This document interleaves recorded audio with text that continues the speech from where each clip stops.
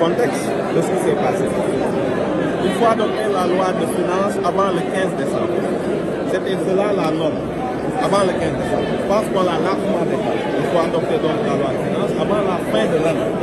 Il se trouve que le temps qui nous reste, qui nous sépare du 31 décembre, ne permet pas l'examen en plénière de tous les ministères. Donc le président n'a fait que user de cette faculté, non pas pour suivre le débat, mais pour permettre l'adoption de la loi de finances. Autrement, ça nous ramène au mois de janvier, et je pense que ce n'est pas très, par rapport à nos partenaires techniques et financiers, différer l'adoption de la loi de finances ne permettra pas au gouvernement de fonctionner normalement. Donc, maintenant, ce qui s'est passé, c'est que l'article 86, alinéa 6, est très clair.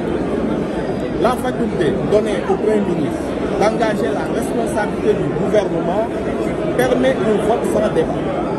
Par contre, l'opposition avait la faculté, dès le dépôt au niveau du bureau de l'Assemblée, de déposer leur motion de censure, ce qu'ils n'ont pas fait. Il est donc considéré, s'il n'y a pas le dépôt d'une motion de censure, que le projet de loi de finances est automatiquement adopté. Voilà juste ce qui s'est passé.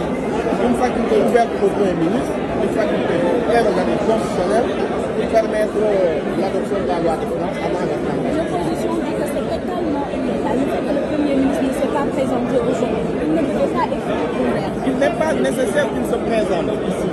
Pourquoi? Parce que, encore une fois, la procédure, c'est que si le président, le Premier ministre, le projet de loi de finances est déposé au titre de l'article 86, s'il n'intervient pas une motion de censure, le Premier ministre n'a pas besoin de se présenter pour défendre quoi? Parce que s'il n'y a pas de dépôt dans les 24 heures, le projet est automatiquement adopté. Donc s'il venait aujourd'hui, qu'est-ce qu'il allait dire?